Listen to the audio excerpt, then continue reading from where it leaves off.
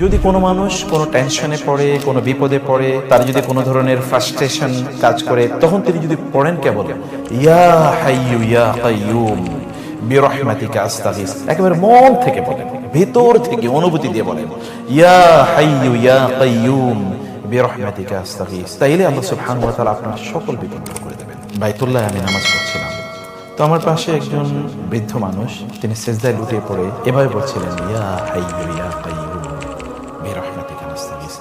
আমি খুবই অভিভূত হয়ে পড়েছিলাম। চলুন আমরা একটু দোয়াটির অর্থ একটু বুঝে নিই। ইয়া হাইয়ু ইয়া কাইয়ুম, ইয়া হে হাইয়ু চিরঞ্জীব, হায়াত থেকে এসে শব্দটি, ইয়া হে কাইয়ুম চির বিরাজমান, চিরদণ্ডায়মান, কামা ইয়াকুম কিয়াম, মানে যিনি একেবারে সদা সর্বদা আপনার পাশে দাঁড়িয়ে আছেন আপনার বিপদ দূর করার জন্য, এজ ইফ, তাই না?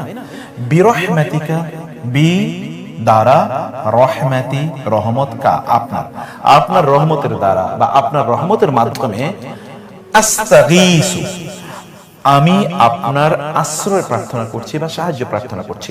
আস্তাগীস শব্দটি গাউস থেকে এসে, বলে না গাউসুল আজম, আল্লাহ সুবহানাহু ওয়া তাআলা বলেন আল গাউস, ইয়া গাউসু আগিসনি। এবার পুরো দোয়াটি আবার পড়ুন, ইয়া হাইয়ু ইয়া কাইয়ুম বিরহমাতিকা আস্তাগীস, ইয়া হাইয়ু ইয়া কাইয়ুম বিরহমাতিকা আস্তাগীস, ইয়া হাইয়ু ইয়া কাইয়ুম বিরহমাতিকা আস্তাগীস।